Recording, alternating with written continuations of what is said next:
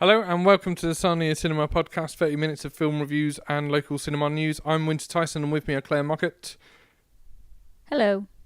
And Russell Galloway. And in this episode we'll be taking a look at Star Trek Into Darkness, The Great Gatsby, Alex Cross, Bullet to the Head, The Last Stand, The Impossible Flight, Sound City, the eagerly awaited Django Unchained, and of course Paul Thomas Anderson's The Master. So that's 30 minutes, about 1 billion films. First up is Star Trek, and following on from Star Trek, J.J. Abrams and crew return with a mission that reunites the crew with a few old friends, foes, and plenty of lens flare. So what do we think of Star Trek?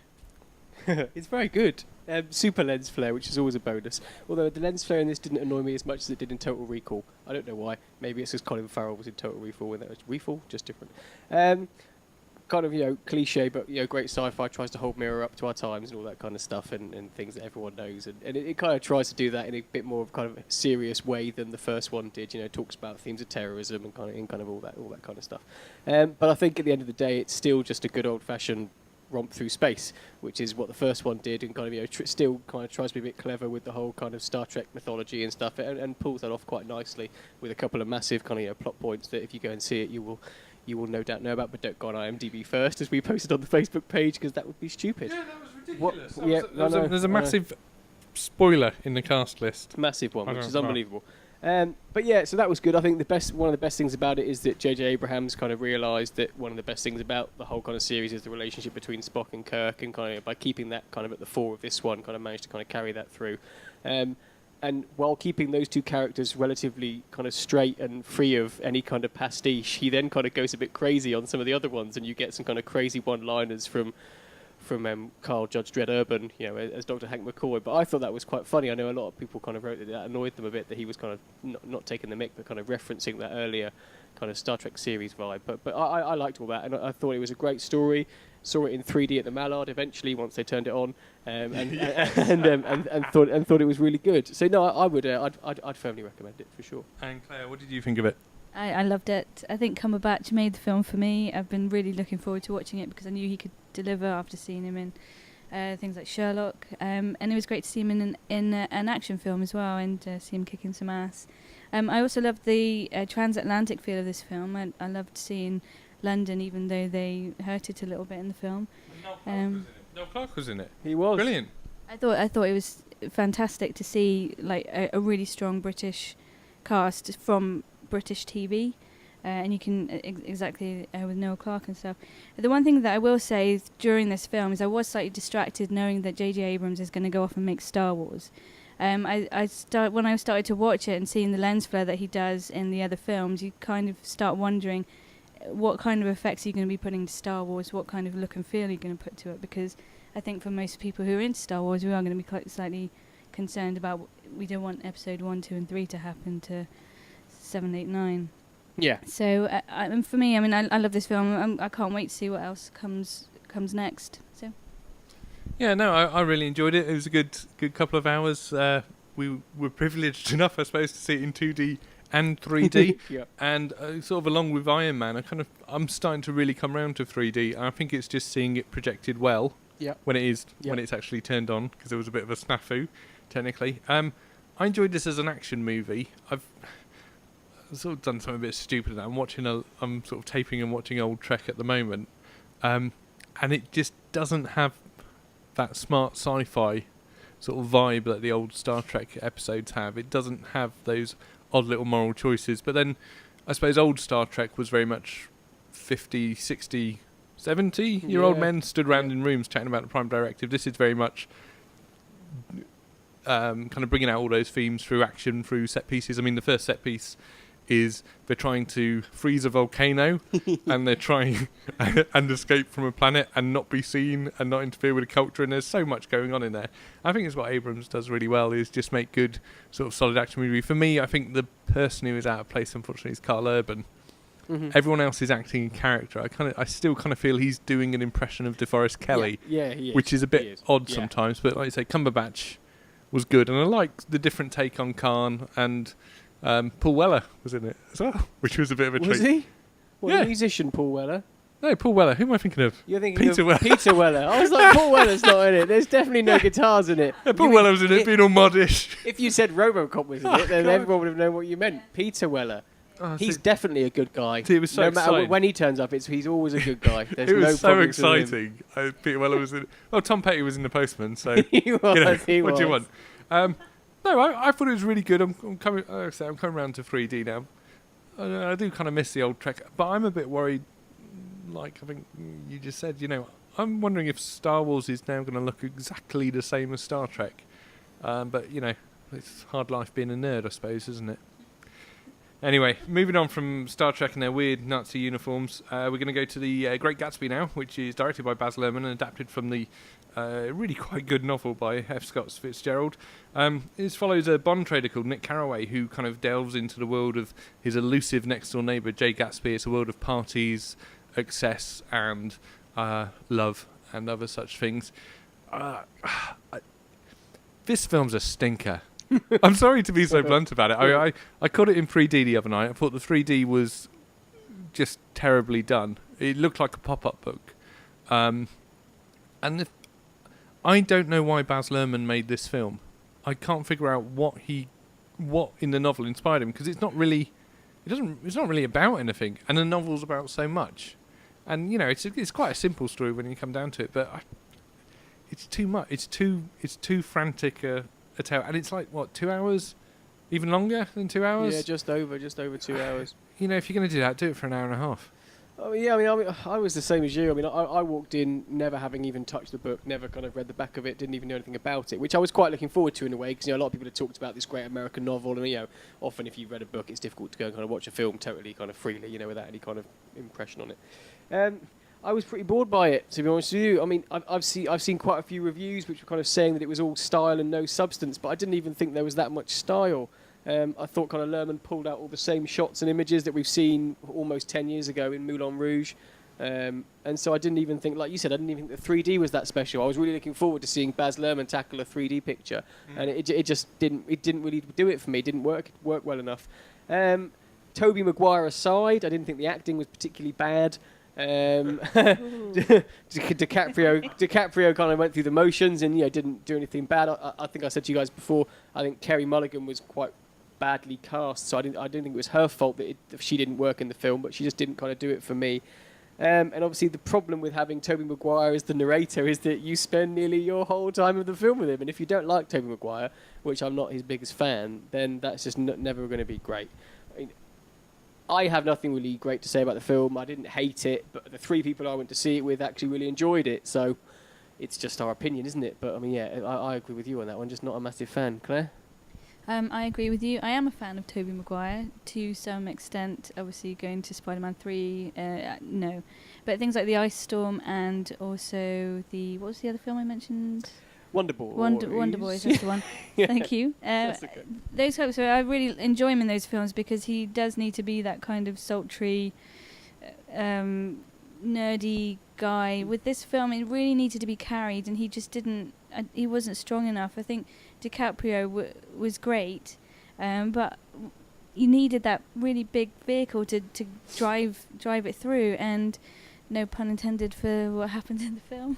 Yeah. But I think it was a shame because I was really looking forward to it. It's made me want to read the book. So if Baz Luhrmann's done anything, I think it's make people want to pick up the book and see. Not a bad thing. Let's see how you've come to this conclusion, as you were mentioning earlier. Yeah, and I think it's one that I think you could read the book and still enjoy it, because I get the impression the film didn't touch it, in terms of its quality. So I think there's still a lot there to go back and read, and you wouldn't be constantly thinking, oh, but this already happened in the film, because I don't think it's going to be anything like what happened in the film. So yes, and someone someone at work's just read the book and thoroughly enjoyed it, and I said, well, maybe you shouldn't go and see the film because it's gonna, as someone who hasn't read the book yet, I didn't think much of the film, and I was really disappointed. I mean, there is a bit in it that summed up the whole film for me, and it happened quite early on, which was a bit disappointing because I then sat there for like another hour and a half.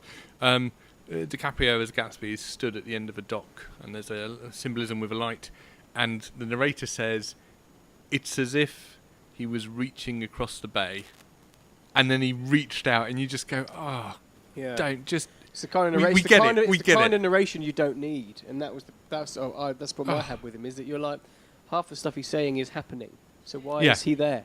But half the stuff that's happening, you don't.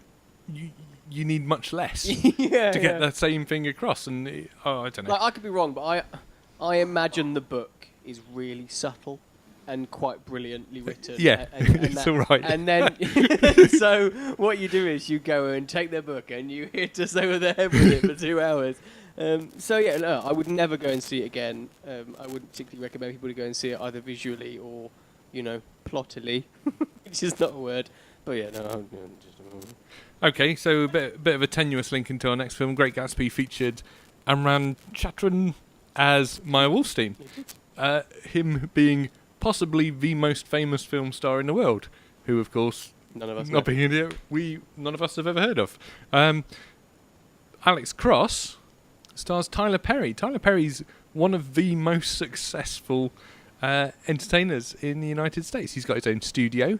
He's a award-winning not sellout in that way. He's award-winning Box office smash. Playwright, Yep. novelist, Friends with Oprah. He finances his own films, essentially doing, from what I can tell, Ma Brown's Boys. Big Mama's House. Big He does different Mama's takes House, on Big Mama's but a House. bit more Christian. She's called Medea, isn't she? Yeah.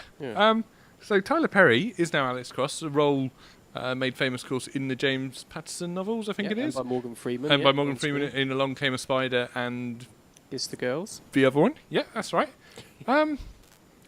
This was an odd film. Russ, what did you... I got to admit, I don't feel I can say much about it, because I got about 40 minutes in, and I thought, oh, for goodness sake. And I just stopped. It was the bit where someone swam up a pipe. Yeah, and he swam up like a pipe. Yeah. Yeah. Yeah, like a ventilation pipe. And I just thought, oh, forget it. Yeah, it's a very strange film. So I was actually quite looking forward to watching it, because I was surprised when I saw the trailer, because knowing Tyler Perry and his background and his faith and his beliefs, I didn't think he'd be involved in a film like this. It's a very, very violent film. I mean, not that necessarily makes a point, but I was just surprised in myself that he was kind of, because of what he'd done in the past, it's totally the other end of the scale of what he does in the past. That's what I mean, before I get in trouble. And I was a fan of the Morgan Freeman films. I like Kiss the Girls. I like Along Came a Spider. They're just nice, neat and tidy Saturday afternoon, detective kind of thrillers. And then this one, it's very odd. I mean, it looks bad. It looks like a made-for-TV movie. I don't know who the DOP was on it or anything like that, but they didn't do a particularly good job of convincing me this was a nice movie with a fair bit of money spent on it. And then, I mean, he just doesn't really convince. He's supposed to be like this kind of Will Graham, character who can see everything, and he's an amazing profiler, and he can do. I loved his. There's a great moment at the start of the film where his wife says, "So, detective, what's the secret?" And he goes, "Well, you went out for a latte today," and then she's I saw completely taken aback. I saw you had a donut at 4. She's completely taken aback by this Sherlock Holmes and she's got a great big bloody coffee stain on her shirt. So that's the kind of kid psychology we're talking about. And then Matthew Fox turns up in a different film altogether, where he is kind of turned himself into this psycho. Mechanic. Yeah. He's slimmed down to like all muscle, and he's just kind of this lithe guy, assassin, and he's just killing people for a laugh. And it just gets more and more ludicrous to the point where it ends up with him firing a bazooka down like a main city street from an elevated train with the doors open. And it's just insane. Second Amendment. Come on. It was mad. And so I was just kind of like, I was watching it and just thinking, at first I was like, oh, this is really good. And then you're like, no, it's not. It's actually just terrible. And Ed Burns is in it, and he's not very good. Oh, he stinks. He absolutely stinks as an actor. I mean, yeah, so, I don't know. They kill some people off that's quite shocking. I didn't see some of the people getting killed coming, which is always nice.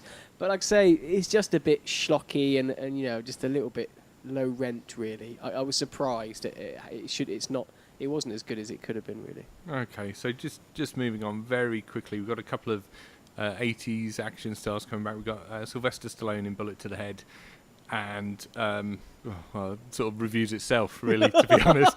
And Arnie in The Last Stand. I could not sit through Bullet in the Head, so it's not really fair to review it. Although,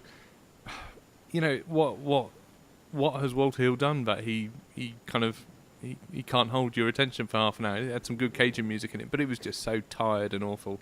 The Last Stand I actually watched all the way through, directed by the guy who gave us I Saw the Devil, which is just if you haven't seen I Saw the Devil, it's a Korean thriller about a guy who tracks down a serial killer and then just keeps tracking him down and releasing him. And it's a fantastic, gruelling film. Yeah. He did it. I think he did The Good, the Bad and the Weird as well, didn't he? Yeah, that's right. Now this is a bit different. Arnie's a small town sheriff in the middle of nowhere, as you would be if you were the size of a door. He's too old for this shit. Yeah. And basically some drug runners are going to be running through his town, or rather driving through it in a very fast car.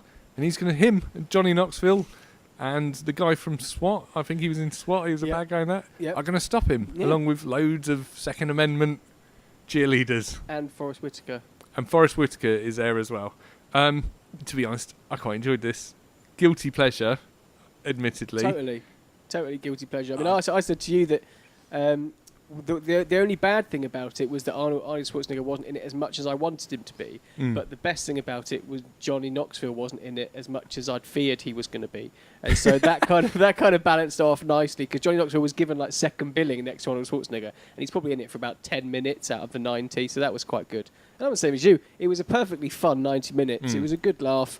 I was in, the difference between Schwarzenegger and Stallone is still taking himself seriously. Stallone still thinks he's in Rocky. Whereas Schwarzenegger knows, I mean, this is a guy who's nicknamed the Governator, he knows exactly where to position himself. Well, I think his next film's quite serious. I can't remember what he's in now, but he's in quite a serious film with a big-name director, and I can't think who it is. I know you were saying it's about time he was in a Coen Brothers film. Oh, that would be awesome, wouldn't it? Yeah, but no, I can't remember. Talk amongst yourselves, I'll try and find out. Okay, well, we're just going to move on very quickly then, because we've got 13 minutes and 5 or so films left. I watched The Impossible, which was a drama about the tsunami that occurred 9 years ago already. Yeah, I couldn't quite believe it was so long ago. Anyway, it stars Ewan McGregor and Naomi Watts and some beautiful-looking children, and they're a Western family who are staying at a resort. Very early on in the film, they essentially get smashed and separated by the tsunami, and it's about the various family members all trying to find each other. And the reason this film really works is because it's not mawkish, which was great. I was kind of sat down and thought, oh, this is just going to be awful. It's just going to be kind of, we're stronger together. But what it essentially is a horror film. And there are several really odd shots in this film. Like, you get a point of view shot bobbing off at the ocean looking at the resort. There's a scene later which looks like the cover of the old Evil Dead video cover, when Naomi Watts is sort of bursting out the water, and it plays it as a survival horror, and I said to Kate, it was like an emotional horror film. It was a horror film of emotions, and both Kate and I found it very affecting and cried like every 10 minutes or so. You just start blubbering, and it's almost too much to watch. And I've got to say, Ewan McGregor, good in a film. About time. And he is just awful. I saw him in a car advert before the Gatsby, and I was just like, oh God, no. Get out of it. But he's really good in this. Naomi Watts is really good in this. It's a solid film, and it's just over an hour and a half. And I think that really plays to its strengths as what I call a horror movie, and it's not a worthy drama at all. Yeah. So I'd say good. I think I'd recommend that more than any other film we've spoken about so far. It is quite a tough watch, though. It is quite honest about what would happen to a human body smashed by a wave and so on. Anyway, we're going to move on to Flight, starring Denzel Washington. I haven't seen this one. You guys have. Take it away. Okay, just a really quick view of it. An airline pilot basically saves almost all of his passengers on a malfunctioning airliner, which eventually crashes. But the investigation into the accident reveals something troubling. I really, when I first watched this film, because I've seen it twice, because the first time I watched it I wasn't quite sure. It's by one of my favourite directors who did Contact and Back to the Future 2, Robert Zemeckis. Is that the right spelling? Yeah. And so when I checked it out again, and I actually thought it's a better character arc than I thought it was when I first watched it, because I was expecting a lot more focused around the aircraft and the airline and plane because it's called Flight, but then the reveal of the character is so well done that you miss so many things at the first viewing, but when you watch it again you can notice things in the background, you notice things on the wall, his even his like things in his wallet. There's clues about his character all the way through. It doesn't spell it out for you all in one go. So it's when you do watch this film, watch out for the subtlety of it because it's really interesting. Characters were fantastic. John Goodman, brilliant. Yeah, very really unexpected. But then the kind of roles that he's playing at the moment, he's played some similar roles lately. That one in Argo as well, quite similar kind of thing. Yeah, very similar role. But generally, I thought this was a great film. I don't like flying. I don't mind flying. I just have a terrible fear of crashing. So this film... first 20 minutes were tough. First 20 minutes were tough. And then at the end, he had to... there was a scenario at the end where he had to speak in front of a very large crowd. And that very large crowd made me feel, once again, kind of a bit, oh my goodness, this is really pulling on fear. And your everyday fears are things like, if you don't want to stand up and talk in front of hundreds of people, it really pulls on those emotions through the film. If you don't like flying, it pulls on that fear as well. So for me, it was a very clever film, but I think it does require a second watch. Yeah, I really enjoyed it. I would watch it again. I was really surprised by it. I knew kind of basically what it was about and I went to watch it, but I thought it was just great to see Denzel Washington to put on a performance again. I think he's been spending too much of his time making films like Safe House and The Book of Eli and all this stuff that just don't really suit him. He's not that kind of guy. He's always been he can create a character. So don't just give him a nothing. Just a cipher to kind of put himself onto. And I thought it was he was Oscar nominated, so it says it all about the performance.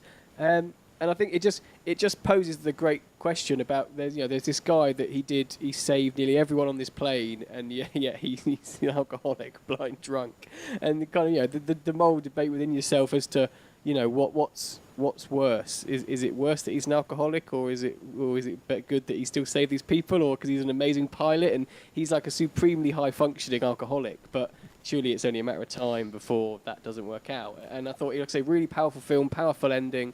And like Claire said, probably really worth another watch for those little kind of subtleties. I think that's a really great word to sum it up. It is a really subtle film, but it packed quite a punch at the end, and it doesn't quite go where you expect it to. So it's really good. Very good. I look forward to that. And Claire, you've been watching Sound City. It's a music documentary? Yeah, this was made by Dave Grohl, produced, written, directed. It was basically set around this studio in California called Sound City. I won't go into all the details now because we don't have time, but if you are a fan of music, fan of Dave Grohl, fan of Fleetwood Mac, fan of pretty much anyone who came out of the 90s and the 80s, this film was just such a passion for not only music but the music community. And it just shows you that anywhere, if you have the right atmosphere and the right, sometimes the right dodgy equipment, and you build the right vibe, it's just a mecca for these fantastic musicians. And it also speaks about Nirvana as well, and how Fleetwood Mac started the studio going with their success, and then Nirvana carried it on in the 90s. It's not. The reason why I love this documentary as well is because it looks like someone with absolute passion for what they do has made it. It's not trying to be an egotistical, crazy Hollywood film. Mm-hmm. It's like literally he's probably just taken a camera out and just filmed people. And the thing I love about Dave Grohl is he's such a down-to-earth, he seems to be such a down-to-earth, amazing guy who just loves the music industry, studios, drums, and you just get that massive sense of this is really a really great documentary making because it's made from the heart and not from the wallet. So I don't know if you... I haven't seen it, but I do want to see it, and I saw their documentary they made when they made Wasting Light, their fourth album as the Foo Fighters, and they made a documentary based on how they made that, and then they kind of brought out one that was about the history of the Foo Fighters, and I thought it was a really interesting documentary. He's very candid, and he's the first to put his hand up and say, I'm a bit of an asshole sometimes, but what are you going to do? What are you going to do? He's honest. Yeah, I'm Dave Grohl. I know what I'm talking about, and that's what I like about him. And so I've been trying to get round to watching it for a long time, but I will definitely get round to doing it. Okay, and now just moving on to a much anticipated film, I think, recently released on DVD and Blu-ray. Quentin Tarantino's Django Unchained. Django Unchained tells the story of a bounty hunter who enlists the help of a slave, Django, to catch some bounty, I suppose.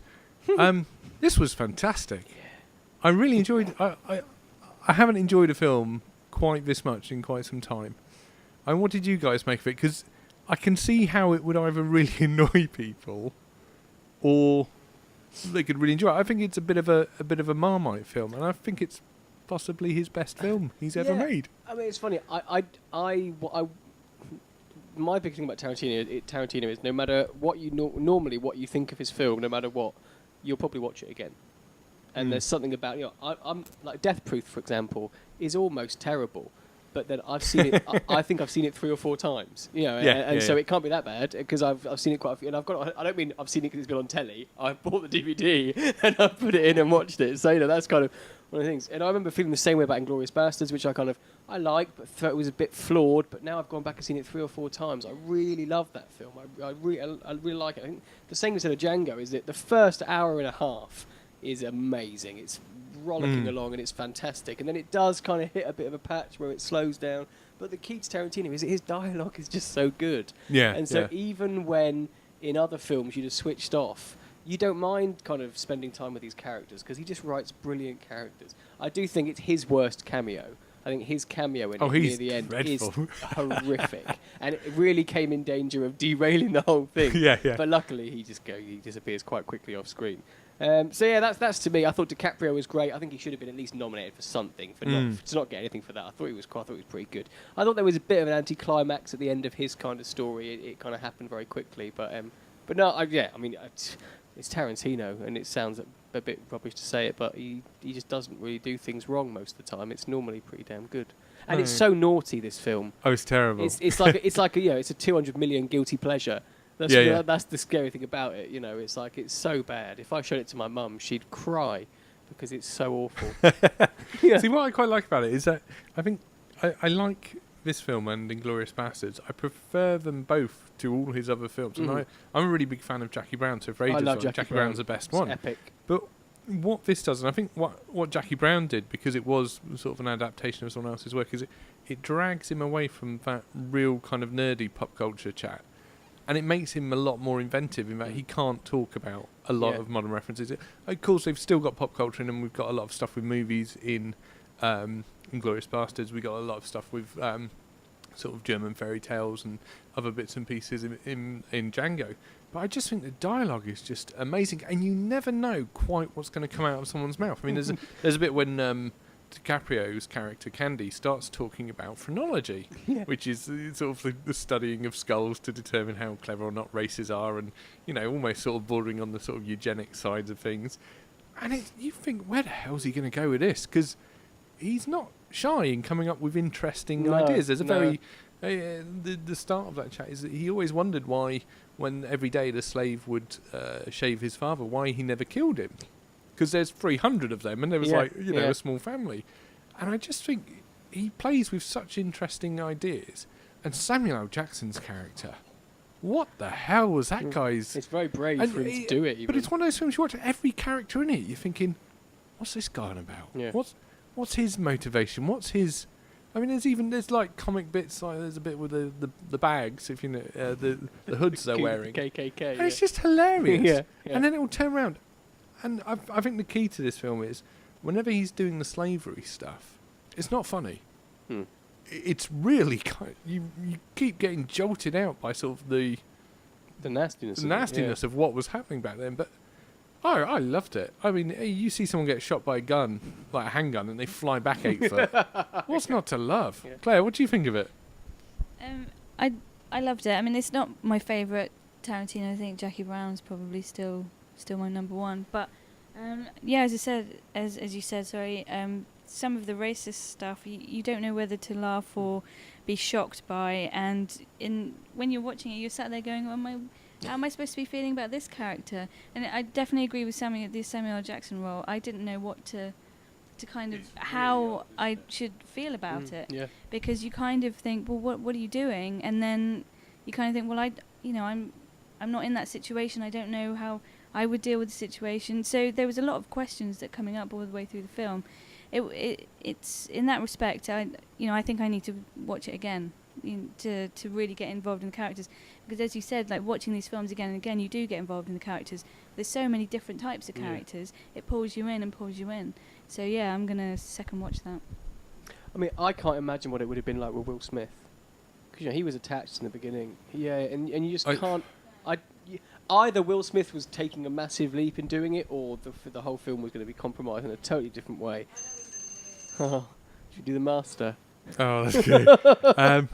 Just very quickly, Russ. Cine Guernsey has got a season of 60s films. We do. Can you tell us a quick bit about that? Cine Guernsey, in conjunction with Guernsey Museum and Candy Museum, are doing a series of 60s films over summer. Last Friday we showed A Hard Day's Night, classic by the Beatles, and then coming up over the next kind of a couple of months over summer, I think it's about one every couple of weeks a showing. We've got Blow Up, we've got Jason and the Argonauts, if you're a fan of Ray Harryhausen, recently passed away, come along and catch that. I think that's a matinee.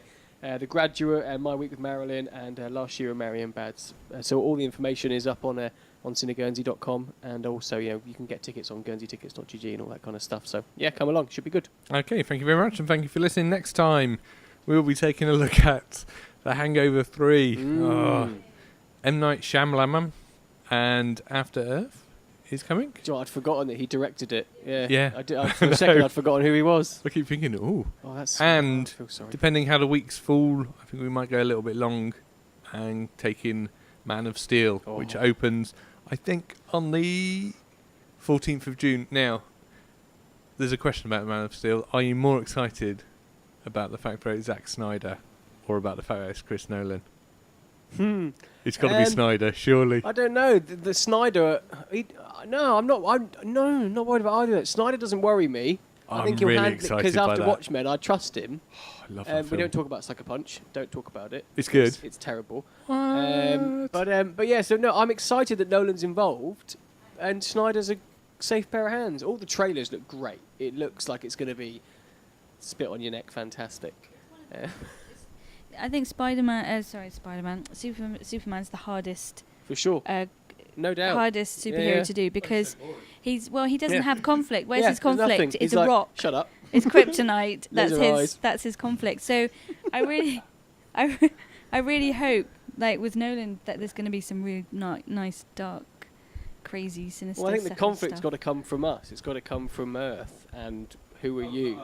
Not us as a group of three, but I think it's got to come. It's got to come from Earth in terms of who are you to save us? What are you doing? We don't trust you and all. So I think that's where the interest will come from. I am looking forward to it to the max. Yep.